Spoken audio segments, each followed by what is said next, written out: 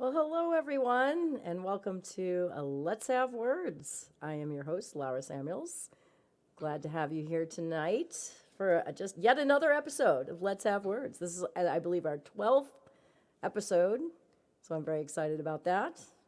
Seems like, we got a lot of shows under our belt, getting better all the time. So we meet here every Sunday at 8 p.m. Eastern Time, and we're broadcasting on WWHR Internet Media from the beautiful southern New Hampshire. That's where we're broadcasting out of. And you may be asking yourself, especially if you've never been here before, what is Let's Have Words? And Let's Have Words is a talk show. So on the show, we like to just, find an interesting topic that we think a lot of people can participate that people would like to participate in the discussion. And we oftentimes have a guest on the show that we interview, and then we hope that people, hey, Ronnie, call in or chat in and participate that way. And then sometimes we don't have a guest, an actual guest on the show. We just have a show where the audience is the guest, and we more or less just have an open discussion. So that's what we're going to do tonight. We're going to have another open discussion tonight, and what normally happens is I pick a topic of some kind, and we just celebrate the conversation. We're not that's sort of the purpose of the entire show, is just to kind of celebrate the art of conversation, and we do that by introducing a topic every week. So you never know what you're going to get. We've talked about all kinds of things. We talked about birds. We talked about bluegrass music. We talk about mental health. We talk about environmental issues. We talk about politics, philosophy, you name it. So we cover a lot of ground here on Let's Have Words. And tonight, the topic is creativity, something that is close to my heart. And just to get your wheels turning a little bit, some things, some questions that occurred to me about creativity. First of all, what is creativity? That's a pretty central question there. Are some people more creative than others? Is creativity something you can learn over time, or is it something that is it innate? Is creativity, does some people value creativity in their lives, some people don't. What's that about? What are some of the strategies that people use to enhance their creativity? And what is why are we even what is this thing we call creativity? It seems to be sort of central to the human condition, and what is it? Why is it so why is it present in humans to such a large degree? So all kinds of questions we can ask about creativity, and we will ask all those questions, but and attempt to answer them. But of course, not coming to any conclusions on Let's Have Words, just kind of celebrating the art of discussion. So we're not actually trying to achieve anything here. A lot of the questions that we pick on Let's Have Words don't necessarily have any concrete answers. So. We just like to throw ideas out there and see what happens. So just full disclosure, I am a creative person for sure. Whether or not I'm talented is another issue, but we'll put that aside and just definitely say that creativity is something not only that I value it very much in my life. I can't even imagine living without it. It's so central to my existence that I can't imagine not being creative. It feels to me like a compulsion, like something I just have to do. I don't really even have a choice, really. I've been doing stuff since I was a kid, like writing. I've been writing songs. I like writing poetry. I like writing essays. I like doing little sculptures, like little junk sculptures, and I like to paint. I have a little cartoon that I do. So my creativity manifests in a lot of different ways. And I feel it's super important find the time to create. I try to set aside a lot of time for it because I think it's really important. It's important to me. I value it. I mean, can I really explain why it's so important to me? Not really. I think it's just something that's been with me all my life. I think that my parents, definitely, during my early childhood, the way that they parented was with, they definitely tried to cultivate creativity in our family. So, for example, my parents would provide us with a lot of opportunities to create. We had a lot of unstructured play, and unstructured play just means that, that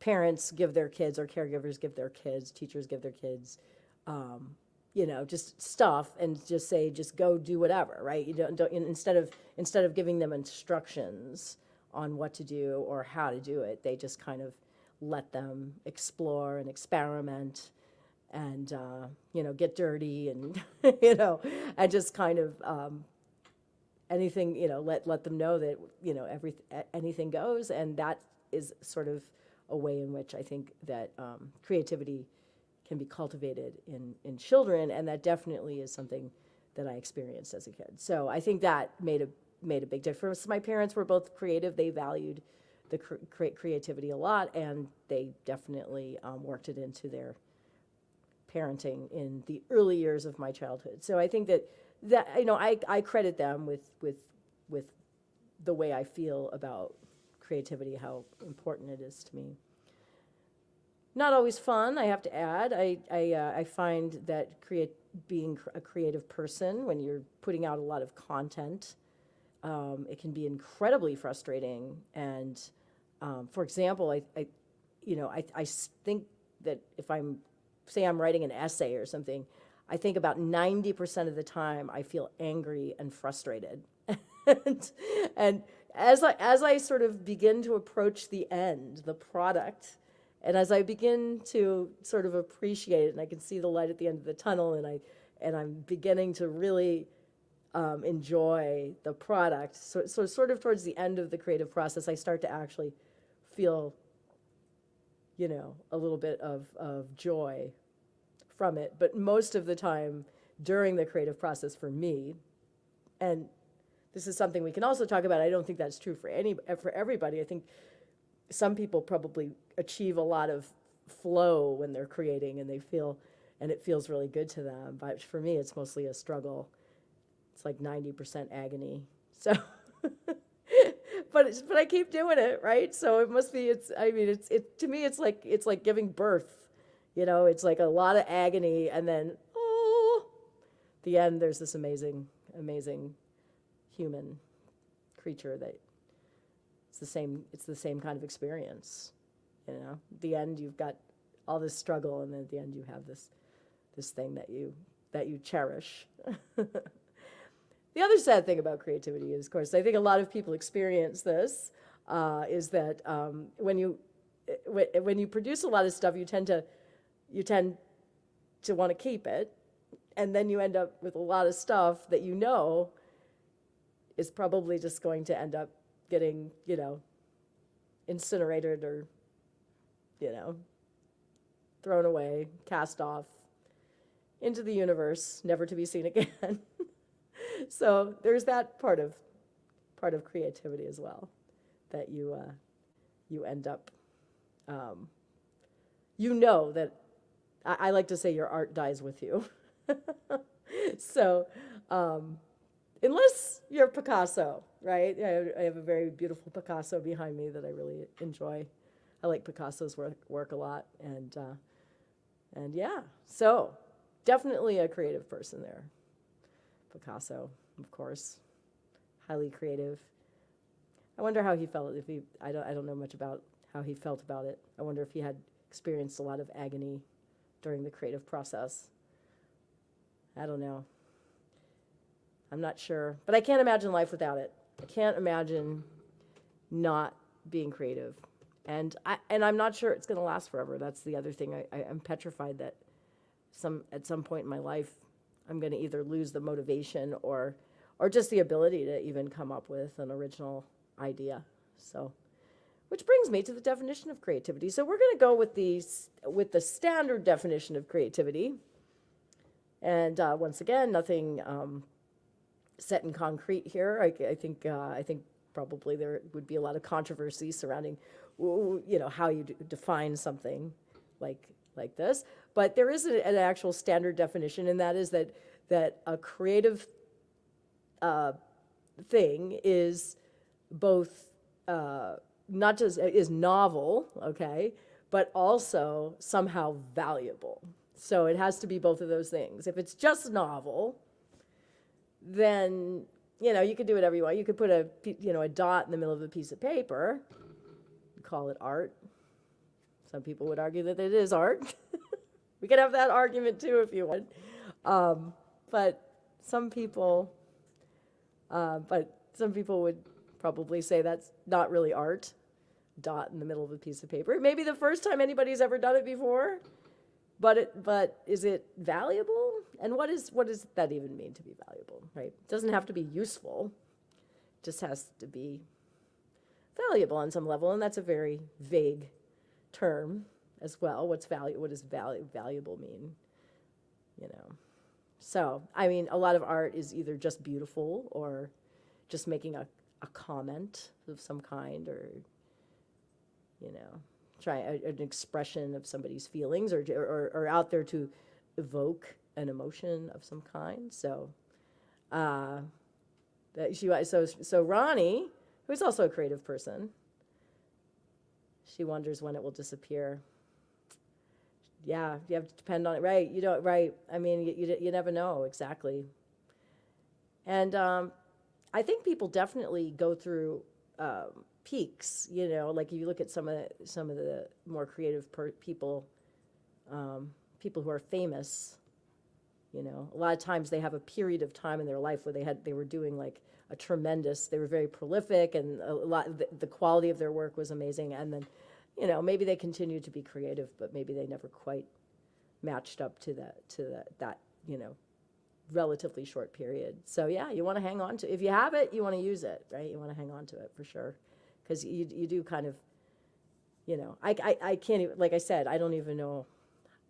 I don't want to be bleak, but I'm not even sure. I'm not even sure if like, I couldn't be creative. I'm not even sure how I would find any kind of satisfaction in my life, to be honest. So it's that valuable to me. All right, so maybe it's that valuable to you, or maybe it isn't. So, we're opening up the phones, opening up the chat. So, when you call in on this show, this is not the kind of calling that we do. Hello. We don't use an actual telephone, okay? Not that this is an actual telephone. It's fake. But yeah, we actually, you come on with your video into the studio, which is really fun. You can hang out with myself and this marvelous Picasso behind me, and we will talk about creativity. And you can just come in and anytime you want. If there's somebody already in the room, doesn't matter. We can handle a small. And you can just come in and anytime you want. Whoop, something's echoing. A small group of people we can handle. And yeah, so if you see Conrad, for example, this is Conrad, for those of you who don't know him, he's a frequent friend, a friend of the show, frequent caller, likes to come in and chat with us. He's got a lot of insights, opinions about stuff. He's kind of a general, all-around, opinionated person. So this is Conrad. So welcome. Good evening. Good evening. How are you today? Not too bad. Yeah. Do you like Picasso? What do you think of this painting behind me? I don't know. It's complicated. Wait, you mean Picasso's complicated, the painting's complicated, or your relationship to Picasso's work is complicated? It's hard to understand his work. Takes a lot of thinking. It's like a puzzle. Okay. You would have to. Who knows how? How long? It's not easy. It's not easy. You find it to be a lot of work. Well, Yeah. from what I understand, Picasso's work, His actual work. well, To understand. Yeah. is like a story. Yeah. Oh. So now that's when I watched a documentary about him once because Oh, interesting. Okay. I could never understand Picasso. What's good about him? I understand that Leonardo da Vinci and the classics, and this is like crazy stuff Yeah. for years. And then when I was older, there was something on PBS, a documentary, and they actually recorded him for an hour. So this must be on the internet by now. Yeah. And it was very interesting. It totally changed my opinion. You know what I mean? He would start drawing, and he had a story in his head, and the story would be Would unfold on the exactly would unfold as canvas. he was painting. Yeah. And all of a sudden, at the end, the painting made sense. But you have to. But I knew the time when he drew certain things. You know what I mean? Like the lines in a story, Yeah. the Yeah. sentences in the story. And then it all made sense. Oh, this means this, because now things have a meaning on his drawing. But when I look at it all done like this, Yeah. I don't know what it's about.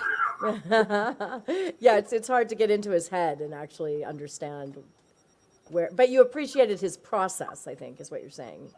You, Well, you, and the result as well. yeah, But just I noticed years ago I would just look at it as like kids drawing, little kids, just 5-year-old scribbles, like. yeah, But no, there was actually a lot of thought. You know what I mean? Thought, feeling. You know what I yeah. mean? It Well, was a story. I find that alone really fascinating that different people, just there's no accounting for taste or whatever. Different people have, a different kinds of minds appreciate different kinds of art for sure. And that's really fascinating to me, that the art that we appreciate reflects kind of our own thinking, or it even reflects how our minds work. Well, personality. Yeah, our personalities. Yeah, too. Yes. So, are you a creative person? Are you a creative person, Conrad? Oh, me? I don't think so. You don't think so? No. Not even when you. So I know that you worked as an engineer for a long time. Well, that's Engineers are creative people. They No, have no. to I was be. very creative there, but in general, I'm more of a fixer-upper, but utilitarian. Well, I mean, I think that when we saw so far we've definitely been discussing creativity as it manifests itself in the arts, like paintings or music or whatever. But the creativity manifests itself in a lot of ways. I mean, somebody might be a creative cook or something, or somebody might be creative at conversation, or another person might be creative about, like, I don't know, their approach to living or something. There's a lot of ways in which creativity can manifest. It doesn't have to be just, in my brain, it doesn't have to be just the arts. Oh, definitely. Yeah. But I think in science, science, you have to be very creative in science. You have to come up with an experiment, experiments, and you have to come up with a hypothesis, and I think all of that, like, the goal is different. I think we think about the science and the art sometimes as being like two distinct types of brains, but there's a lot of overlap there, and I think Well, I think really the only difference actually is the goal. I mean, like in science, you want to solve a problem, or in engineering, you want to solve a problem, like you said, like there's utility, and in the arts, the goal is often just to make something beautiful, or to to make a comment about something or whatever. It's not the goals are different, but the process, I think, is very much the same. well, I have an opinion about the goals. So for art, Okay. the goal is to sort of affect affect others in certain way. Problem solving, me too. I want to discuss that in a second. Yeah. So one of them is make people feel certain way, or like I grew up with a lot of classic art was about religion. They Yeah. would promote religion, so they would promote through their paintings certain ideas. Sure. Like the pyramids, they were creative, not really utilitarian. You know what I mean? Mm. But I don't know. Yeah. I, Yeah, Rigo was just so hello, Rigo. Rigo was just mentioning that creativity often I am of the same. I was thinking about this earlier. This is kind of interesting to me because I was reading about flow, you know, and how some people in their creative endeavors experience this they experience this flow, this sense of that they just sort of merge with whatever they're working on, and they're just there in the moment, and it's pleasurable, and it's like a peak experience, and they and the art is just kind of pouring out of them, like they don't have any kind of consent. And a lot of people that do that, they describe it as being like they're just a vessel and the art just kind of comes out of them, and I think that's like one type of artist. But for me, I'm like much more like what Rigo was saying. Like, to me, art is very much just solving a puzzle, and I'm very analytical about it, and I don't feel flow, which is why it's all agony, right? It's like I'm trying to piece something together and I can't get it right, and I get very frustrated and I don't experience that flow. But it feels to me like every single step is a problem that you have to solve. Are you going to use red? Or are you going to use green? Are you going to make a triangle? Or are you going to make a circle? Are you going to, put the person here? Or are you going to put them over here? Wait a minute, Or Kelly. same thing with music. Is the melody going to go up? Is it going to go? So you're constantly making these like micro decisions. And so it's all problem solving. And to me, it's like a puzzle with many solutions, but not an infinite number of solutions, because not everything works. Like when Picasso made the decision to make that orange arch there and to color it orange, that was a decision he made.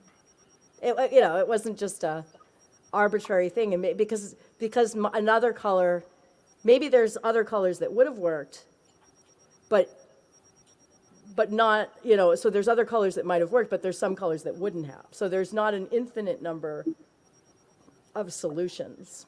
That's how I approach art. It's very much, and I think that's my brain. It's very analytical, very left-brained approach, I think, to art.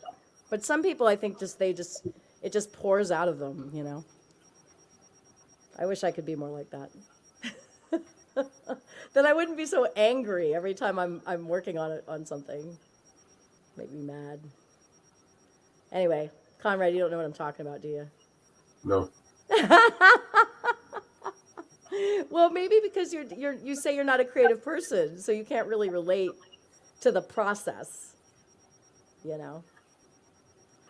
Well, as an engineer, you're supposed to, like they present you with a task, Yeah. with a product. So somebody else came up with a product idea. You know what I mean? Yeah. That's more artsy. That's more creative, like in the abstract sense. Yeah. And a lot of it is building. Like the thing you mentioned earlier. That's process of building the painting. But first, you have to have the idea, some kind of a vision. Yeah. Like the story. What's the idea you're trying to teach or present, or you know what I mean? Yep. And then it becomes a little more mechanical as what's the best color for this, you know what I mean? Yeah. This will represent more into coldness or warmth or whatever the. Yeah, you're just saying there are steps. There are definitive steps. Well, there are aspects. One is just Yeah. just coming up with an idea Yeah. for the object, whether it's engineering, you know what I mean, or whether it's art. And that's all creative. Well, but all of it is creative. Yeah. Except for some of it is very, like engineering, very rigorous. But also Yeah. you need to have some flexibility. Maybe I can come up with a simpler way of doing something, or better way. You know what I mean? Yeah. And then when you do become creative, even at the, Yeah. not just You're coming up problem with the idea. Well, it's not as. I'm not sure we call it problem solving, but I'm talking about is more coming up with a different idea than standard of doing something. So creating something out of nothing, you know what I mean? Yeah. Just Yeah. like something that's never been there before, and it's like, wow, this will work better than blah blah blah blah, the known solutions. So coming up with a new solution in engineering, that part is creative. A lot of it is mechanical, meaning very, like process oriented. Well, figuring out how it's going to work. Well, you follow the procedures for a lot of things. but then you also need some freedom for creativity because it does help. Things come out better. Yeah. And I think art, in that, as far as that, may be similar. Yeah. There is some ideas Well, there's no doubt that the world is made.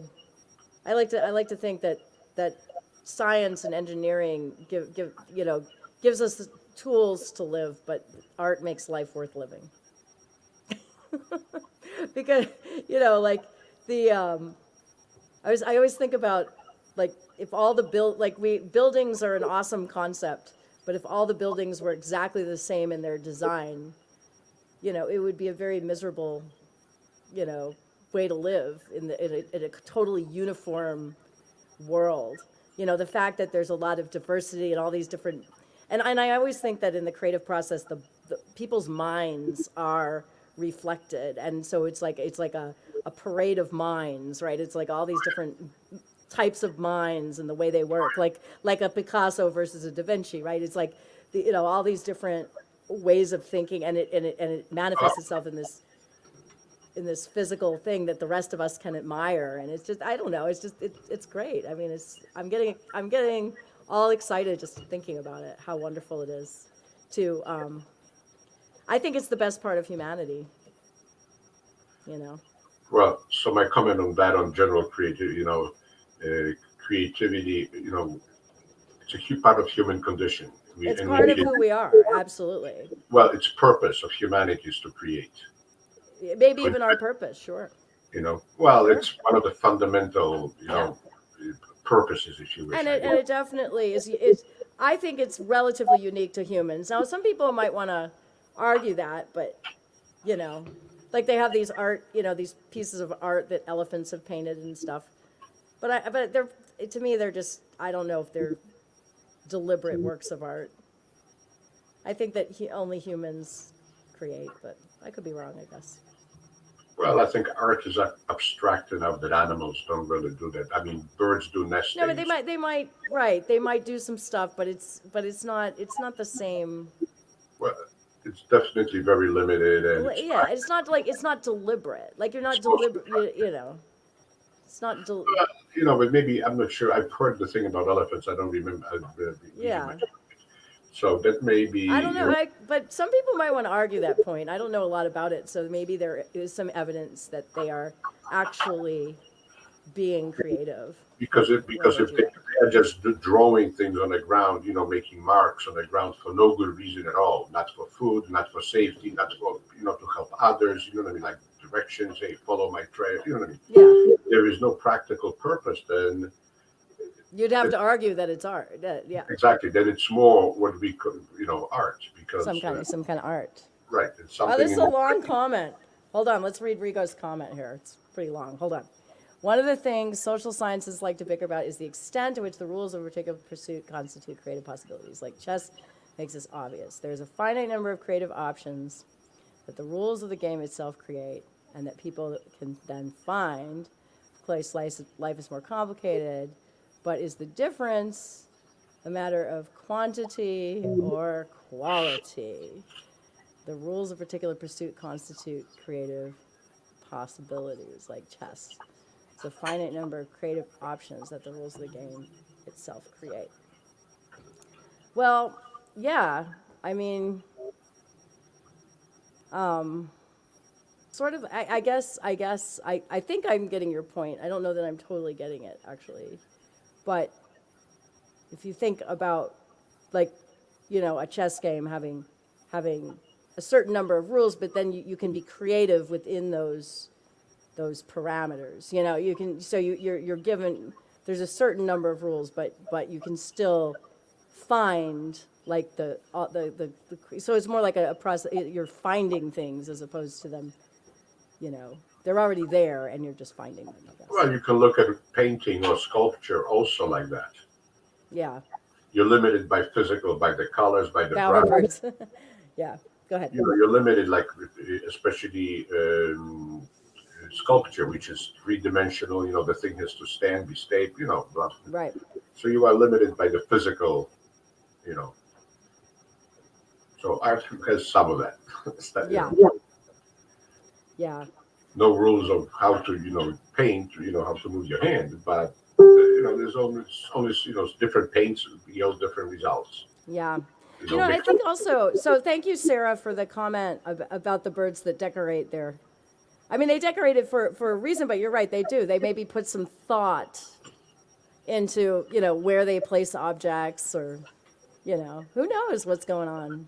I mean, they do that, I guess, to attract mates.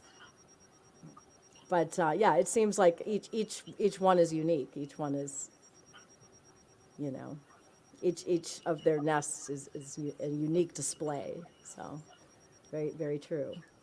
And I mean, the creative process is very mysterious.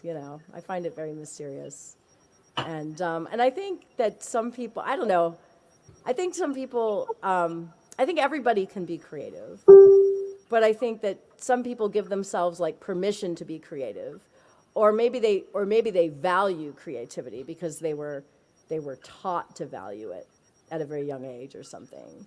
But I think that creativity is in everybody. I think everybody has the ability to be creative. I just think some people either value it more, give themselves permission to be creative, or just they've had it cultivated through their early childhood experiences, which I happen to believe is the most important time in a person's life when it comes to brain development. So it's hard to say what makes some people create, like some people make creativity a part of their lives, and some people not so much. So, like you, Conrad, you don't seem to think it's important. Do you ever feel compelled to like write a story or write a song or write a poem or draw a picture? Or... Well, not in the artsy way. I tried writing. Yeah. I did write something, a few hundred pages, but it wasn't. It wasn't like a story. It was more like factual. Story, right? Yeah. Right. It was more like a scientific. It's an essay, right? Right. What you've written is an essay. Yeah. Right. Collecting different ideas. That's creative, though. Exactly, but it's because you have to figure out a creative way to express your ideas, So. Right. But it's not art per se. You know what I mean? I mean, it's not art in a standard what we consider music, sculpture, painting. You know what I mean? You can consider building houses a little bit like sculpture because you're creating three-dimensional objects, solid. So it is a little bit of similar, thinking at least. Yeah. How's it going to look from this angle, that angle? Whether. Yeah. That's a little. With painting is different. It's one-dimensional, two-dimensional, but it's colors and there's perspective. You can play games, but. Mm-hmm. It becomes illusionary, So. Yeah. Well, we've had arguments over whether or not what I do is sculpture. I guess it's an assemblage is what I do, not sculpture. But it's a type of sculpture. You know what I'm talking about? I do those little junk things where I piece pieces of trash that I find together and make something. But it's not random though. That's the thing. It takes a lot of time to do something like that. Because like I said, I'm making aesthetic choices along the way, that other people might not see, but I know they're there. But yeah, that's kind of like sculpture, but it's a form of sculpture because it's three-dimensional. But it's more like putting pieces together as opposed to carving something, which is a little different, I guess. But yeah, I don't know. I wonder if people can learn to be creative if they wanted, like if somebody wanted to in their adult life become more creative. I wonder if they can, or if it's too late. Like they haven't developed those parts of their brain. Well, I think there are certain limitations because we learn the best when we are little, and every year it's a little, slows down. Yeah, but adults can still learn, right? We can still change. But I think everybody. It's not as it's not as plastic. It's not as flexible. But we can still, change. Anytime we learn something new, we're changing. That's right. Our brains. That's right. So people can change, except I think as far as that, become more art creative, but it would be just easier for some, harder for others. Yeah. And that's on the upbringing, on how you grow up. I grew up with art being not a serious thing. So there Right. was You think of art as just sort of petty or something. I don't know. What do you, but can you imagine a world without art? I didn't see that comment, honey. Let me see it again. I think volume of learning is when you can still learn adult. Yeah, right, exactly. You just have more. You have more. Your brain is much more pliable when it's you're hard, right? when you're It's just young. hard. Yeah, that's all. But you can still change as an adult. I think you have to have the desire. I think everyone has their own creative side. It's just a matter of unlocking it. I do too. I totally agree. And then expanding on it. So Sarah is a very creative person. I think that she does a lot of creative projects all the time. And so is Ronnie. Look at all these creative. And so is Rigo. We're all creative people. There's more to it than just the process. The fact that you make your dreams. Paintings is creative, but more important is what they represent. Master, incredibly. The fact that you make the. Oh well, yeah. Sometimes the concept, and in a piece of art, can say is also creative. She's talking about something I painted that she's seen here at my house. So, what do you think, Conrad? So all these creative people, you hang around a lot of creative people. So I think It's different. huh? So it's different for me. But I think you maybe are doing a little vicarious, living there.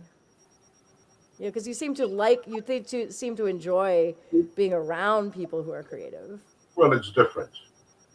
It's new to me. It's new to you. Is that why? So it's new, and I So like it's new things. challenging. It's a challenge. Well, no, whenever you're in a new environment, with different types of people, you know what I mean. Yeah. You learn, there's a growth experience, or there's change. You know what I mean. It's not boring like engineering became boring after almost 30 years. Well, I used to love it, but after 20 years less, and after eventually, Yeah. you created enough It's of too it. bad. You know. Yeah. I'm not sure how it goes with painters or musicians. They create 100 paintings or 2,000 paintings. I had enough of this. I think really creative people would say that one of the best ways to be creative is to devote a serious amount of time to it, and like a regular schedule even.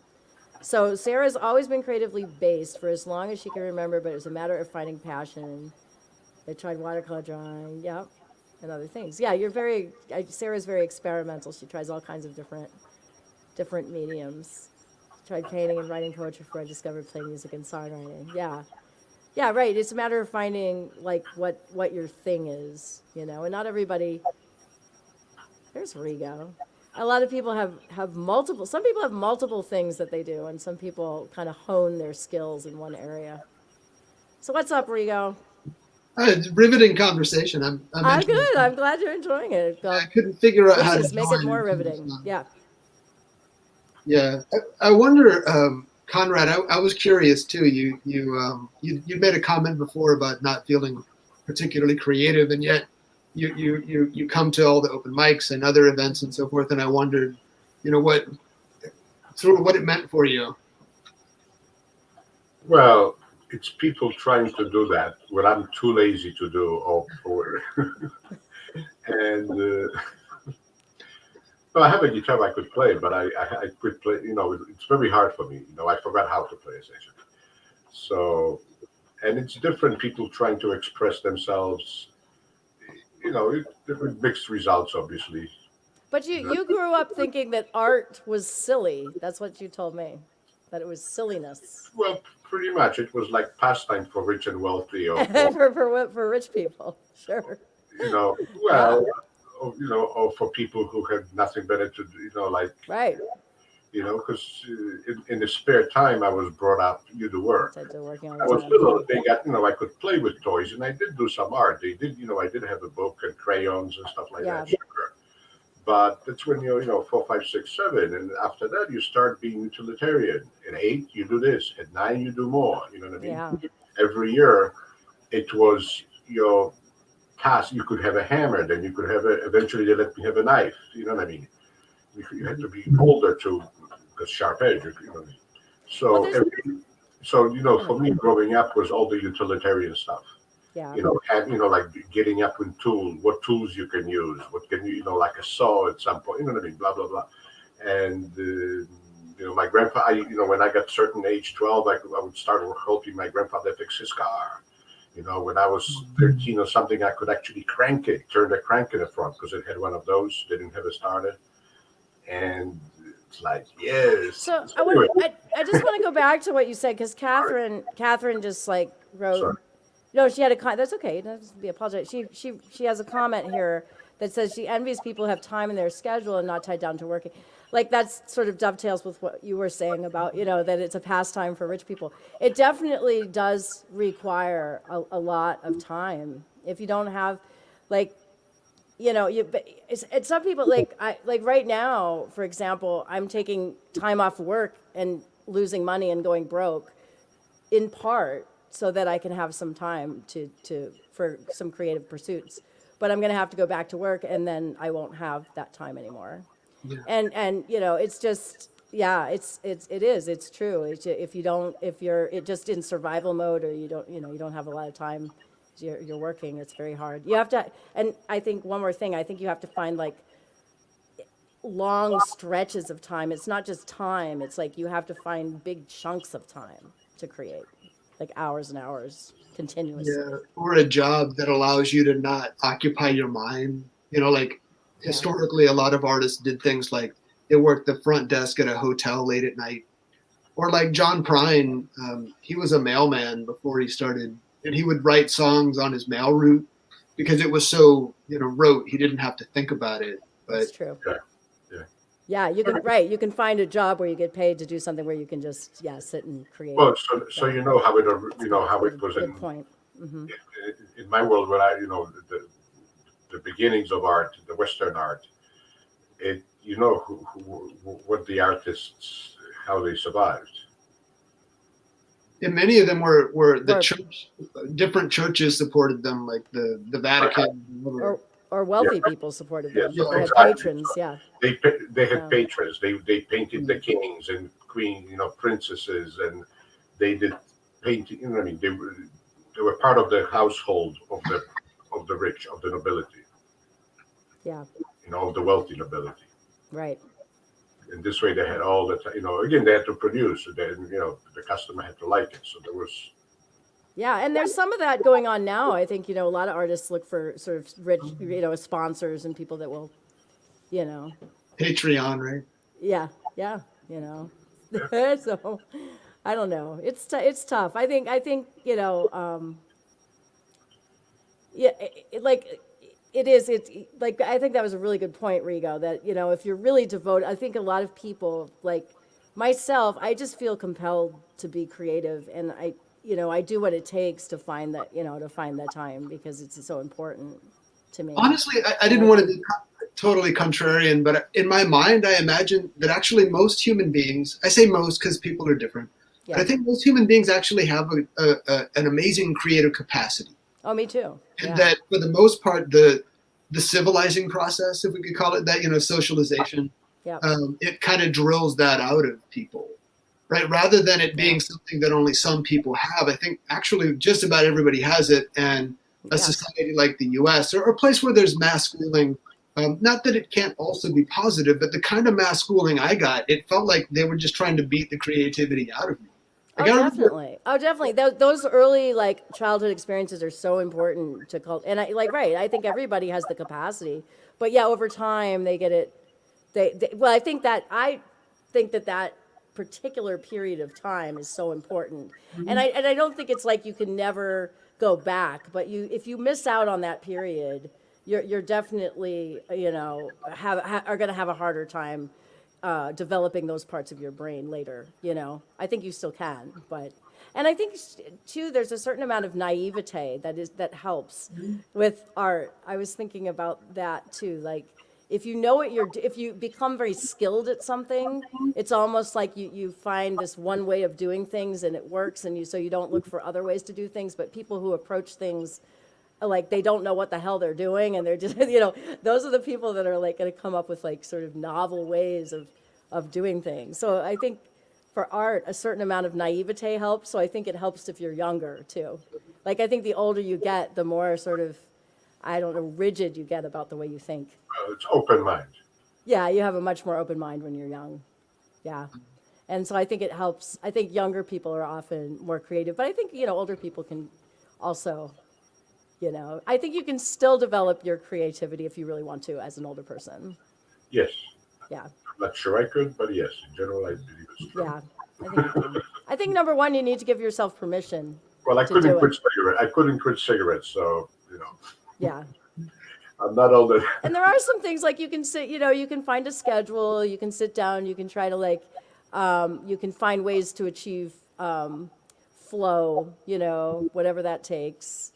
You can, I don't know, it helps, I think, to try and vary your experiences. I think that helps form a more creative mind. Like if you meet, you deliberately go out of your way to meet people you're not used to, step out of your comfort zone, listen to music you're not used to, eat foods you're not, comfortable with, whatever. And just that helps too, to sort of develop a more flexible brain as you age. People need boundaries to become creative. People need structures to know how to rebuild against. People need rigidity to understand an open mind. Yeah, I think, I think that parameters actually help, I think, with the creative process. Yeah. Like if somebody just says go create something, but it's harder than if somebody says, okay, here are 10 things. Go figure out something to do with those 10 things. Like if you have a limited number of things, I think it actually is better for the creative process than a blank slate. I don't know. What do you think? Yeah, and what I was thinking about with like the history of humanity is, if you go back to like the Australopithecines, the set of species that existed before Homo sapiens and Homo erectus and so forth, like they were creating tools, they were coming up with creative solutions for the environment they lived in, and you can think of that environment as the constraints, right? Yeah. We're a particular kind of mammal with some strength, but we don't have big fangs, and we can't fly.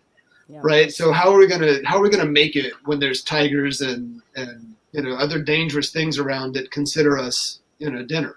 Yeah. Like, those kind of constraints are, when I think of creativity, I think humans are the dominant species on the planet. That's indisputable. And I mean, we're pretty damn weak as animals, right? Yeah. It's because of this and this, the ability to the prehensile grip, they call it, right? Right. That made possible all of these things alongside the necessity of survival, Yeah. right?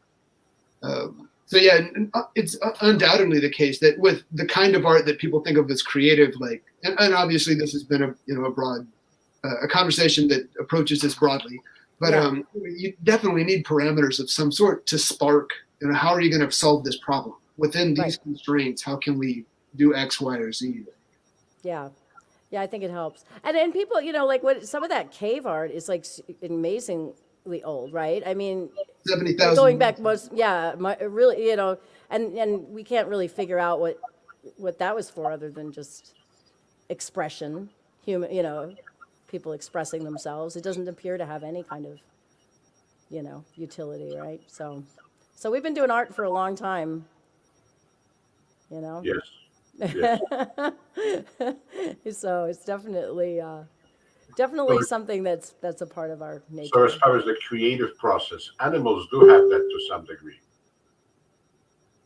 About people that are creative, but the boundaries are too restrictive. Yeah. What do you say? What did you say, Conrad? I'm sorry. That animals have creativity in them too. Yeah. Spiders make webs, birds make nests. There was, I forget which animal, they actually have a tool to bang something open with a rock. I forget. So it's Yeah, not- making any kind of tool is definitely a it creative wasn't process. like, Yeah. They made a hammer, but it's like they used something like like a Yeah, hammer. but I've never seen a crow paint this.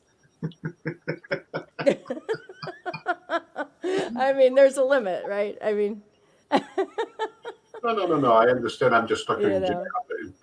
I know, it's right. I mean, it's a continuum, right? So so of course animals have a little bit of Yeah, that. And if you Yeah. throw invention into creativity, like solving a problem, Which is- inventing a new way of which doing it is, yeah. And if that's part of creativity, then which Yeah. it is, obviously, just creating different, not a visual thing, not an aesthetic thing, but practical. But it's still definitely creativity. Yep. No, Yep. I mean, when I think of Picasso, you asked a long time ago, Kaylin, about what Conrad thought of Picasso. Yeah. I think that he's kind of emblematic of an ability that humans have, which is to reflect on our place in the universe, in a universe that kind of doesn't make a whole lot of sense. Yes. Like I think. Universe makes a lot of sense. Well, let me say one more thing, and then I'd be curious to hear what you think, Conrad. So, certainly, at least 100,000 years ago, people would look up at the stars and look around them and say, "Where did this all come from? Why do we have these abilities? What happens when we die?" There's all these questions that we can't really answer, and it seems to me that one of the threads that connects art of the kind that you're talking about, like the paintings in La Pharisee or Picasso, is an attempt to make sense of a universe that might not make sense in a rational cause-effect kind of way. Because I'm sure you both know, and whoever else is listening knows that there was a Hindu ascetic who was once asked about their conception of the universe, and he said, "Well, the Earth is resting on some elephants, and the elephants are resting on some turtles." And the guy says, "Well, what's under the turtles?" And they're like, "Well, there's turtles all the way down, right?" All the way down. I mean, it is a problem. So the cause-effect nature of things doesn't seem to apply to the nature of the universe, right? Yeah. Everything must have a cause. Where did it all come from? And art is one way to kind of grasp, to make sense of why senseless things exist and happen too. So now you're equating it to religion. Yeah, I think actually there's the argument to be made that religion is a creative attempt to make sense of Absolutely, of course. a universe that doesn't make a whole lot of sense sometimes. Of course, it was an attempt. Yes. Sometimes when I make art, it's actually an attempt to gain control over my environment or to gain control over my life. Like if I feel exploited or I'm suffering somehow, if I do a piece of art, it helps me to feel like I have some agency or some control. So sometimes it's not just about like sort of making sense or understanding as it is about sort of being able to manipulate a piece of my life that I actually have no control over. So you're talking about the medicinal aspect of creating art. Yeah, it can, right. That's like the therapeutic side of it, definitely. Yeah. There is that. Yeah, so I think right. There's all kinds of reasons, right? Sometimes it's just you just do it for the heck of it too. I mean, I don't know, right? It's like no conceivable reason why you even do it. You don't even know. And when you add to the mix, and I'm sure you're cognizant of this too, but it's often on my mind that antibiotics are a relatively new thing, and a lot of folks forget that before about the 1930s, a lot of people died young. Yeah. There was a lot of tragedy that people tried to make sense of all the time, and especially if you believe that good things happen to good people and bad things happen to bad people, but then your 8-year-old child dies, right? Yeah. Because lots of 8-year-old children died. The creative pursuit is something that it seems to me allows us to kind of cope with that, and grieve and mourn and Yeah. Yep. Yeah, there's a lot of really good reasons for it, and like I said, sometimes it's not even clear exactly why you do it, but and like I was saying earlier, it can actually be very frustrating. Sometimes it's very painful, even. Mm-hmm. It's not like always you don't always do it. It's not always pleasurable. It's not always like you're just doing it for fun. I mean, sometimes it is, but a lot of times it's agonizing, especially when you're not. I don't know, you have an idea and you can't quite get it right, or you're just struggling with it. Like you're writing a song and you can't come up with a second verse, no matter how hard you try. Nothing's working.